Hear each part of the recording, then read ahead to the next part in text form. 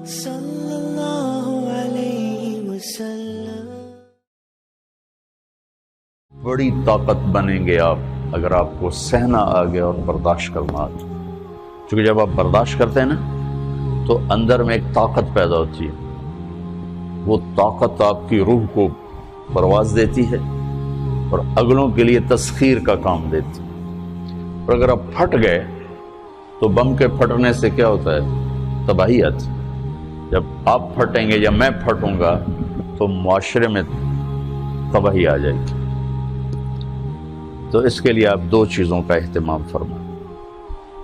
ایک، اپنی زبان کی حفاظت فرمائیں۔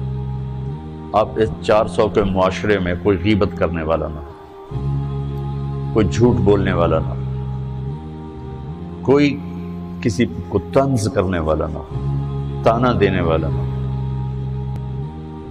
ایسی بات جو کسی کے دل پہ جا کے چوٹ مارے، اس سے آپ اپنی زبان کو صاف کر لیں۔ کبھی اس پہ قابو پا سکیں گے، کبھی نہیں، کبھی رہ جائے گا، کبھی ہو جائے گا۔ تو جب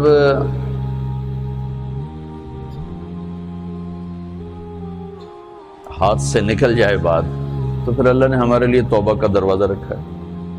2 نفل پڑھو، اللہ سے معافی مانگو، جس پر زیادتی ہو اس سے جا کے معافی مانگو، اس سے آپ کی مزاج میں ٹھہراؤ آ جائے گا۔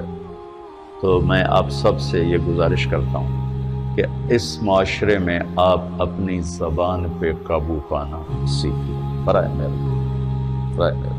بہت فائدہ ہوگا۔ ایک زندگی گزری ہے، شام قریب ہے، تو پوری زندگی کے تجارب نچوڑ بھی اس میں شامل ہیں، اور تجارب نچوڑ کو گولی مارو اور دیوار پہ ڈال دو۔ میرے نبی کا فرمان اس کے لیے کافی ہے کہ آپ نے فرمایا کہ 2 چیزوں کی ضمانت دے دو، میں جنت کی ضمانت دیتا ہوں۔